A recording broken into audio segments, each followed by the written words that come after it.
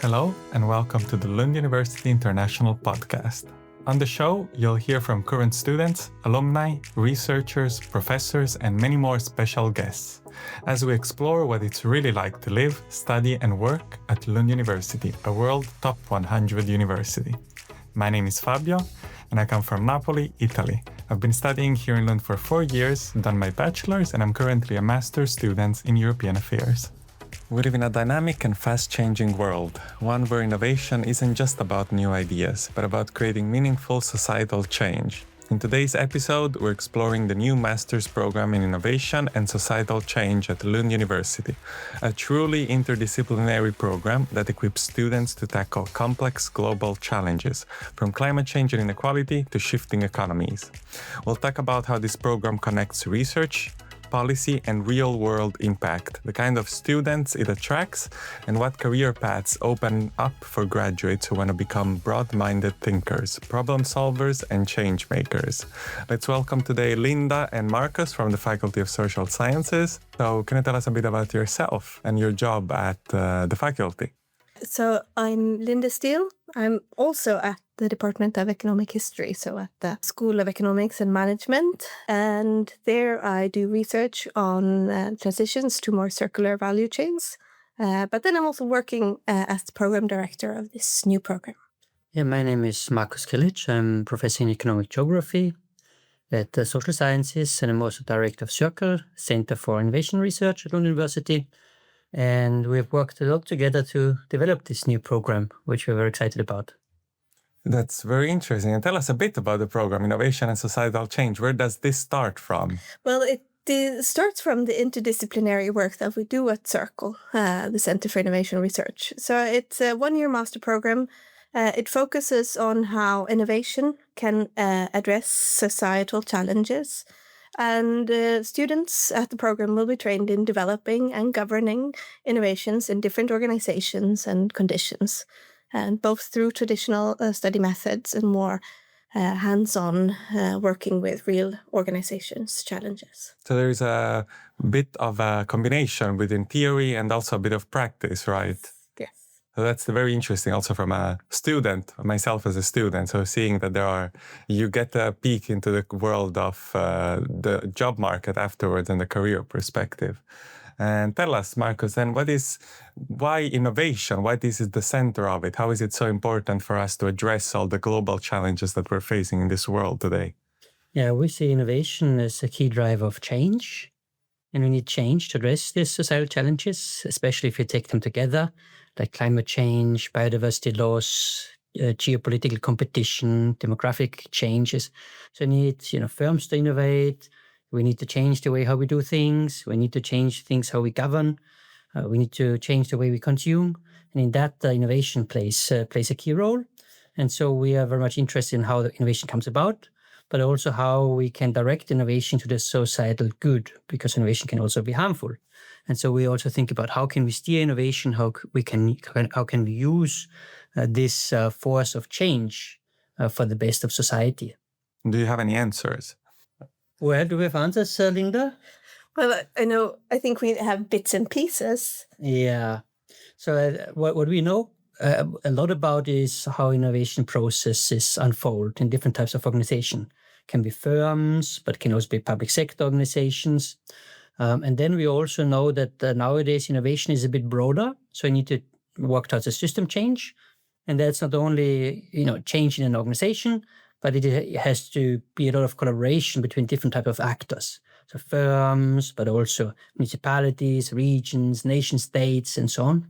And then in that context, we also know a bit about how to steer that through innovation policy, but also other instruments like regulation, so that we get in the right direction. So it's an all-rounded course in a way. So you get insights from different perspectives into innovation, right? And how will a student then tackle this? How does the program prepare the student to actually tackle these big challenges through innovation?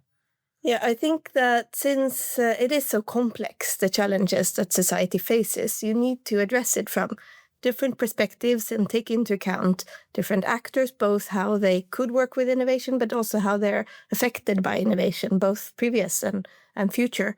So I think this interdisciplinary perspective will be very important, and also that we then unpack, so how does innovation evolve and impact different types of organizations? So how can you innovate in the public sector, and how does that differ from innovating in a firm, for example?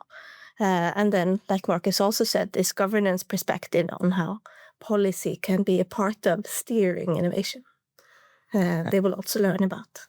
Definitely. I think students now are also wondering a bit, am I the right candidate here? So what kind of student is best suited for? What kind of academic path does a student need to have beforehand to access it? So we're looking for students with a broad set of backgrounds.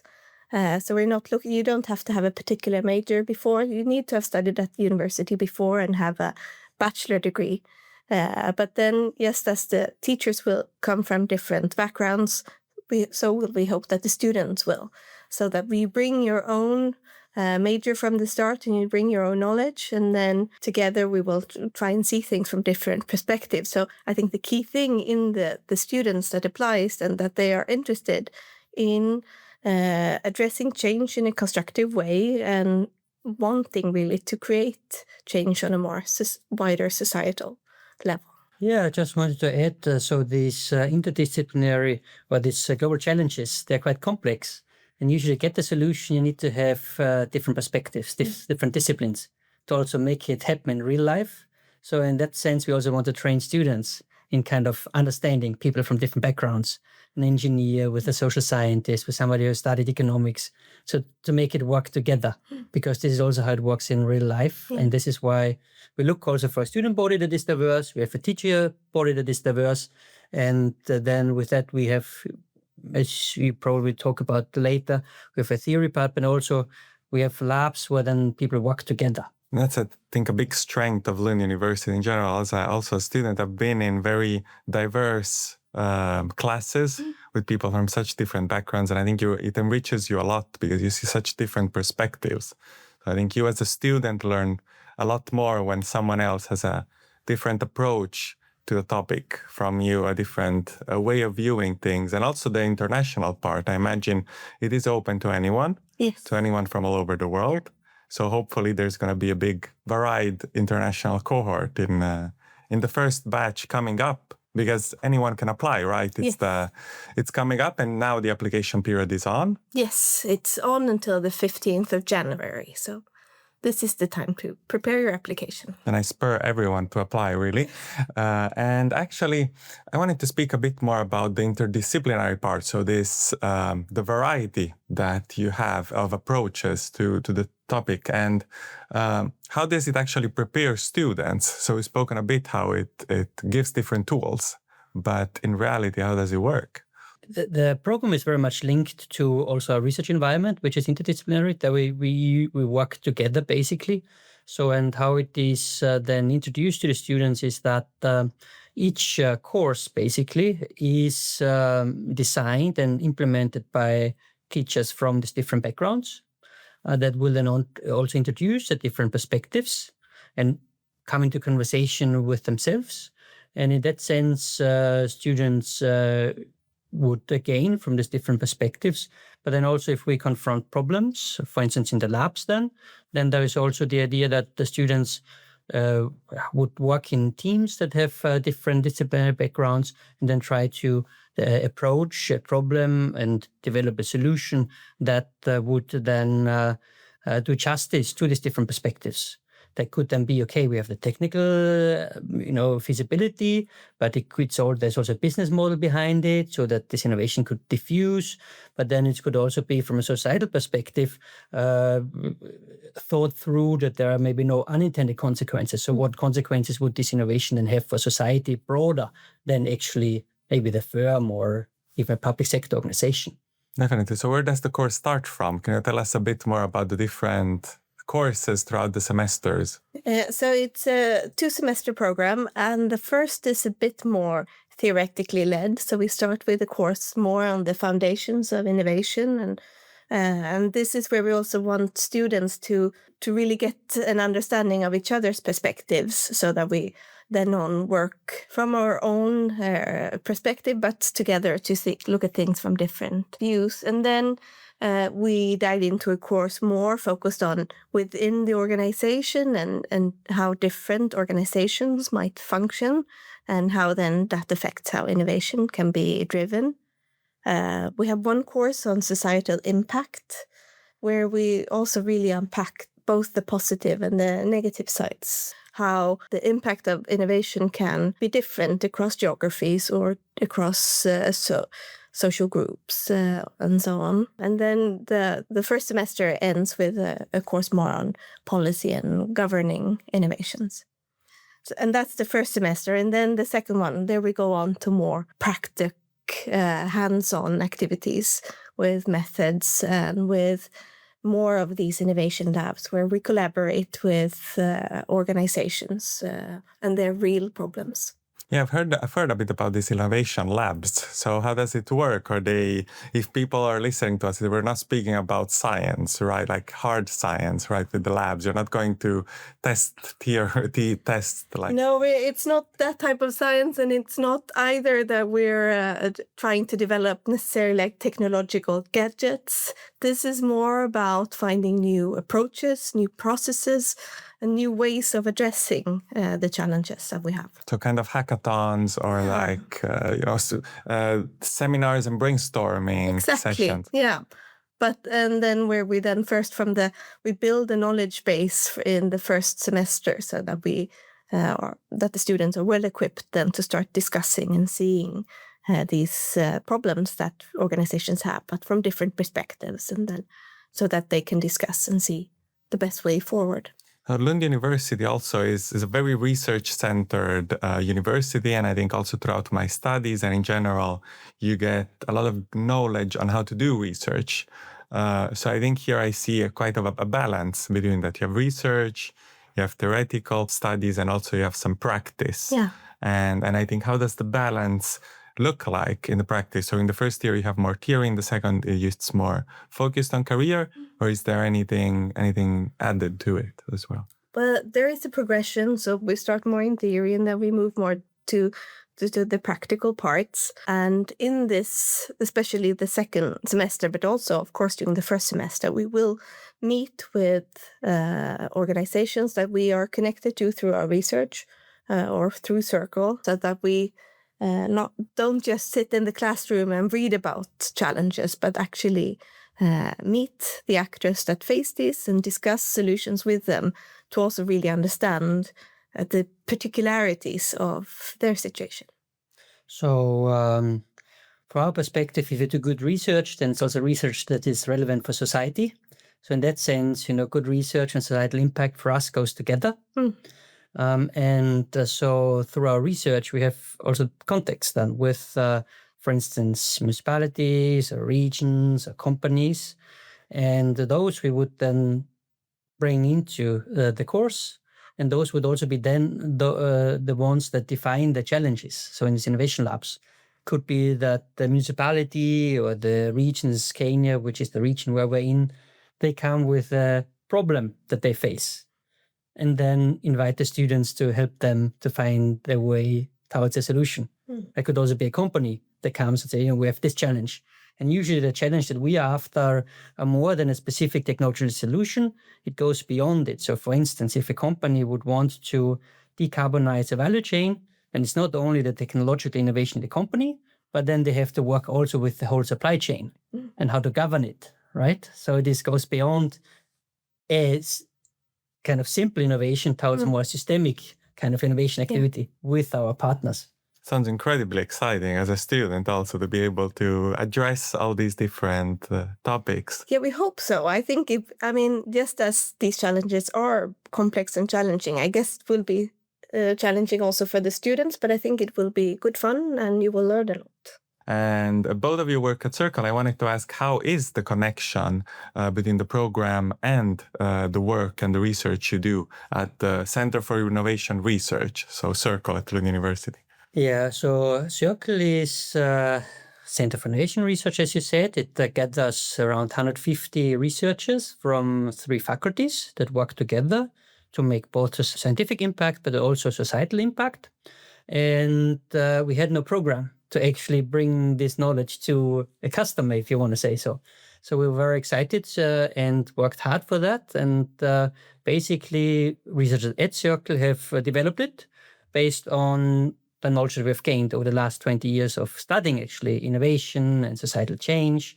And now we are quite excited that we are able to now also teach about this and hopefully train future change makers with this kind of knowledge and tools. Definitely. And I actually talking about future change makers and their training, what kind of career paths are there afterwards? I think that's a key question always for a student looking to choose their future studies. Yeah, the career paths, how we see them is maybe as follows. Most organizations are now faced with these changes in the environment, from geopolitical competition to climate change and so on. These are private sector organizations, firms, but also municipalities or regions. And so by being trained how to innovate and how to adapt in this kind of changing environment makes you quite valuable for these different kind of organizations, working with this rather difficult but also strategic task. So in that sense, we see that the career paths are quite wide in terms of what kind of organizations, but then also specific in terms of working with organizational change and the adaptation of organizational systems to this kind of environment and to these changes in the environment. So we believe that there are both in the private sector and in the public sector, there will be opportunities. It can be opportunities in terms of firms innovating, but it could also be opportunities in governmental agencies that govern innovation processes, that, for instance, develop programs for firms to be innovative. So I think this is one, but then you would also have the options to continue with a PhD if you would be interested in doing so, which is also, with the connection to Circle, which is very research intensive, this would also be a good possibility. Definitely. So there's many opportunities out there. And I also would like to add that since the students will come with diverse backgrounds, it would also mean that the job market will look slightly different for them because they're adding this perspective to what they've done before. So depending on what your focus was from the start, there might be like more logic solutions of which sector or which type of company to work for. And also, I've heard that there's a lot of interaction with different actors locally, especially different companies, businesses, municipality. So I think a student also would get to network a bit. Yes. And definitely. try to find their way throughout the course. Yeah. So we have a teacher group that is also come from different backgrounds, geography-wise, which means that not all the examples might be set in this region, which also then opens up for more maybe international collaborations. And we've also had some organizations already that have stumbled on the program, but we don't know from before that are also interested in joining us. So that's very exciting. Definitely, that sounds definitely exciting. And as the two kind of people behind the program, what is something that you would say is you're most excited to see in the first batch? For me, it's more of just to see it finalized would, for me personally, be very interested. Because now in the start, we started with this very inspiring discussions of what the program should be. And then I've been digging down to all these administrative tasks that relates to creating a program. So I think just to seeing the students in the classroom and making it happen and unfold the first year is to me very exciting. What about you, Markus? Yeah, I find it also exciting to meet the students and get going, because then it's also a learning experience. We have the idea what to teach, and then we get the feedback from the students and engage with them. I think it's a great learning experience for us also. And then I think it will be great to actually coming to the second semester and work on real problems with the students. See how these different perspectives can be brought into practice, because it's difficult in real life also. And with that, I think the students can be with us, and we can learn how to do that. I think that will be great. And so then I also look forward to the thesis and also the paths that they take afterwards. That is also exciting for me. So I think I'm going to go and ask some questions now about what students need in a way to get into the program. And I think the first question is also, what is the difference between a 1-year master and a 2-year master's? Because usually most people see the natural progression of studies as a 2-year master's. So what would you say is the main difference between the two, especially related to your to this master's, Innovation and Societal Change? At Lund, most master's programs are 2 years, but internationally there are actually many master's programs that are also 1 year. So in that sense, at Lund is also a niche. It is, I would say, more intense. So the first semester, also the theory courses, they will be very intense, also demanding. But then also going into practice with the project, it's a more intense experience, I think. I think it's also a bit more oriented towards maybe practice, because there it's also, you have to develop solutions, you have an intense pace, you get it done. So I think that is a bit more the real life experience than maybe 2 years. It's quite long and they can maybe relax sometimes in between. I think it's a bit less so here. So I think it is in that sense a bit a more intense program intended actually to train change makers in that sense. Then I think it also opens up education for the not typical students. So maybe the more typical student would be somebody that comes directly after their bachelor studies, and then they do the master, and then they go out in their working life. But a 1-year master also allows people that have been out in the working life for quite some time and then want to learn something new or get a new angle to their CV and what they do. A 1-year program can be a very nice solution because it doesn't break that much from the life you had before, maybe. Definitely. Another question I think some students ask quite sometimes is is there a thesis at the end of the 1-year master's that one needs to write? Yes, that's so for both the 2-year master and a 1-year master, there are very strict rules of what a master degree contains. So if you do a 1-year master, you will end with 15 credits, so half a semester thesis that you write in a topic of your interest. Yeah, I think that's something really interesting in Sweden in general compared to other countries, that you really get to choose your topic. You get to work with something you're interested to. You do whole semester and a half beforehand of understanding of theory and of practical, and then you end with your own work, your own piece. And I find that really exciting as a student here at Lund University. We foresee to be flexible. So we have 1 year, half a year, 1 semester theory. And then the second semester, there is a bit of flexibility because we have methods and then the thesis. So you could orient yourself towards a more maybe research, academic exercise, or you could orient yourself more towards a practical exercise. So there are a bit different tracks for the thesis, how they look like, also based on interests. So there's something for every student. Yeah. If you're interested in kind of, this change and innovation, then of course. You cannot do anything. You still have to, of course, be within the topic of innovation studies. So we've spoken about when to apply. You have time, all of our listeners have time until 15th of January. We've spoken about entry requirements, so you need to have a bachelor's. Yes. So the 180 ECTS. 180 credits. And big important question is, how do you prepare a strong application? So the best to get the exact information of what to hand in is if you go to the webpage, I would say. There is which documents you should send in and how they should be organized and stuff. But then we also have a statement of purpose that we want students to write.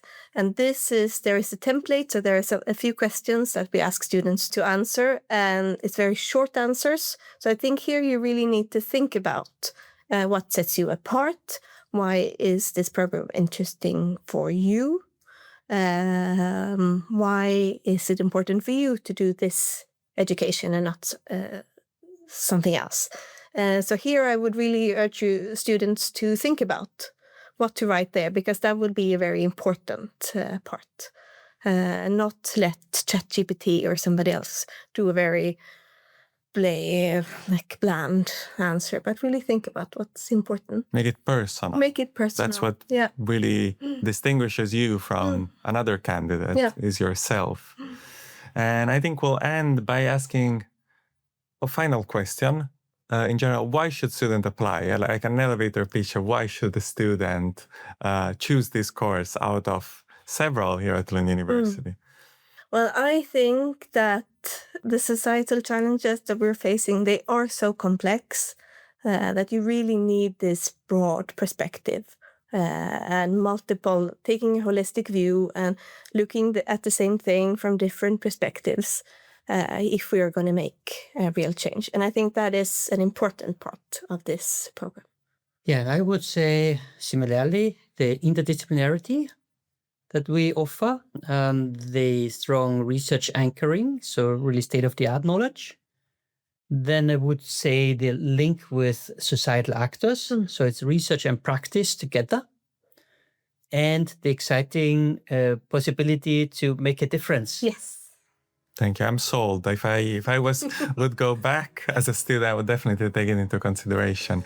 So thank you so much, Linda, and thank you, Markus. And let's hope that students get to apply. And I really look forward to the first batch of the program in Innovation and Societal Change at Lund University. Thank you. It was great talking to you. Thank you for listening to this episode of the Lund University International Podcast. If you're interested in learning more about Lund University, you can go to our website, lunduniversity.lu.se. You can also follow us on social media, on Instagram, Facebook, YouTube, and X. And you can connect with our amazing student ambassadors on Unibody. Don't forget to subscribe, and we look forward to bringing you a new episode very soon.